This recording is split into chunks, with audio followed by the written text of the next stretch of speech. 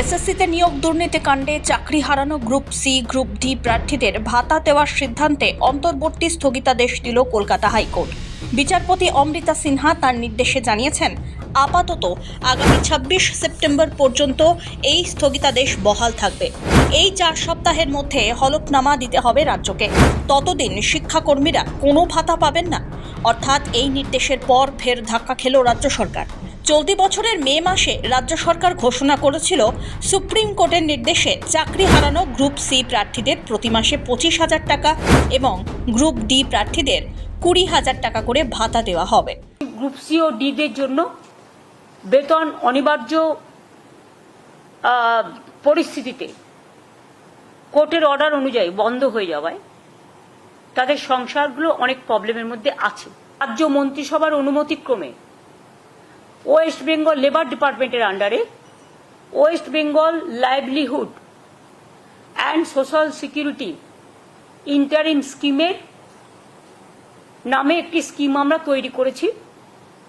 এর মাধ্যমে সিদ্ধান্ত হলো যে ওই গ্রুপ সি ও ডি কর্মচারীদের ১ এপ্রিল থেকে ২০২৫ ১ এপ্রিল থেকে মাসে যতক্ষণ পর্যন্ত কোনো সিদ্ধান্ত না হচ্ছে যথাক্রমে গ্রুপ সি ২৫,০০০ এবং গ্রুপ ডি ২০,০০০ টাকা করে অনুদান দেওয়া হবে।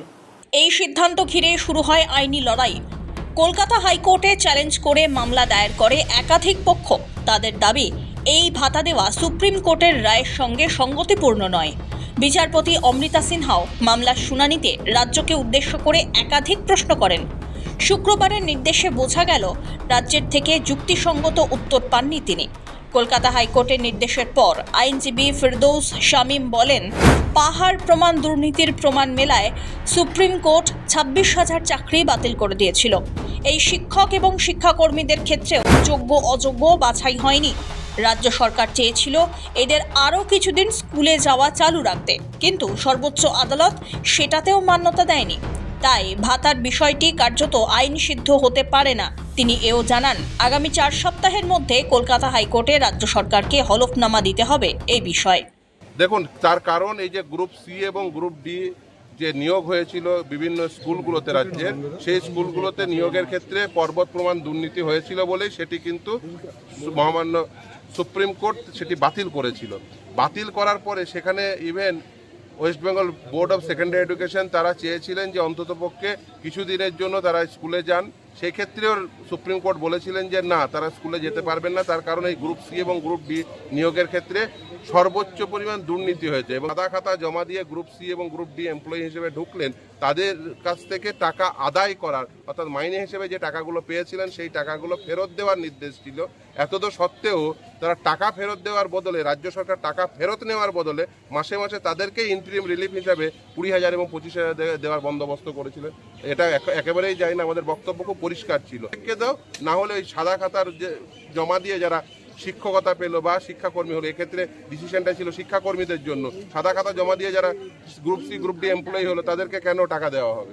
২০১৬ সালে এসএসসি প্যানেল থেকে প্রায় ২৬,০০০ নিয়োগ বাতিল করে সুপ্রিম কোর্ট। তাদের মধ্যে অনেকেই ছিলেন গ্রুপ সি এবং গ্রুপ ডিতে কর্মরত। সেই নিয়োগ বাতিল হওয়ার পর রাজ্য সরকার ওই ভাতা দেওয়ার কথা ঘোষণা করে। তবে হাইকোর্টে মামলা হলে বিচারপতি অমৃতা সিনহা প্রশ্ন তোলেন, হঠাৎ করেই কেন এত তাড়াহুড়ো করে ভাতা ঘোষণা করা হলো? আর ২৫,০০০ বা ২০,০০০ এই অঙ্ক কিভাবে ঠিক হলো? কিসের ভিত্তিতে নির্ধারিত? তার বক্তব্য, কোনো আলোচনাই হয়নি, কোনো স্ক্রুটিনিও হয়নি। তাহলে এত দ্রুত সিদ্ধান্ত কেন?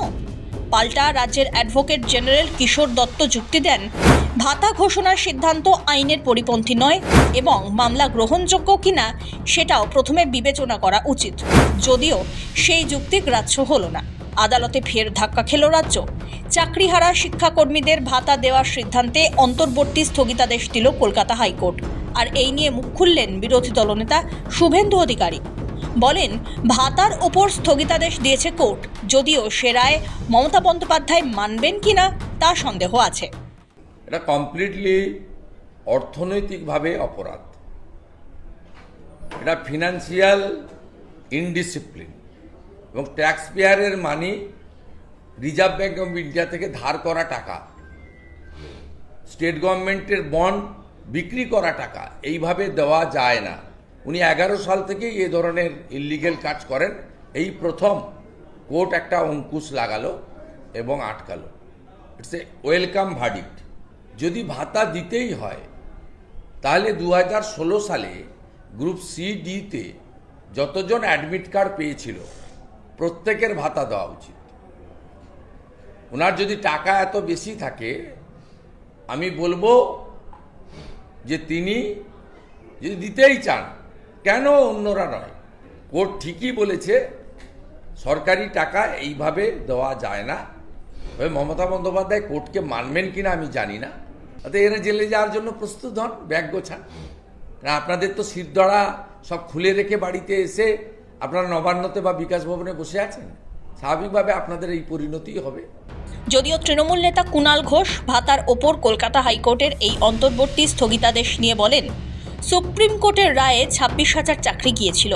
একদল বলেছিলেন সকলের চাকরি খেতে হবে, আর একদল পৈশাচিক আনন্দ পেয়েছিলেন।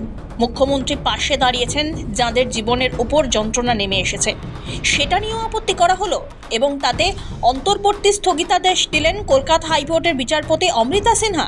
সুপ্রিম কোর্টের রায়ে 26,000 চাকরি গিয়েছিল, তাতে একদল বলেছিলেন সকলের চাকরি খেতে হবে এবং একদল পৈশাচিক আনন্দ করেছিলেন। মাননীয় মুখ্যমন্ত্রী পাশে দাঁড়িয়েছেন তাদের যাদের জীবনের ওপর যন্ত্রণা নেমে এলো। রিভিউ পিটিশন হচ্ছে, পাশাপাশি সুপ্রিম কোর্টকে সম্মান দিয়ে পরীক্ষার পদ্ধতি হচ্ছে এবং তার পাশাপাশি গ্রুপ সি গ্রুপ ডি যারা আচমকা চাকরি হারিয়ে পরিবারগুলো পথে বসেছিল তাদের আর্থিক সুরক্ষা দিতে অন্তর্বর্তীকালীন একটা ভাতা, একটা রিলিফের ব্যবস্থা করেছিলেন মুখ্যমন্ত্রী।